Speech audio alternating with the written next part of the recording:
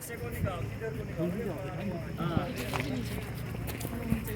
तो इधर को आना पड़ेगा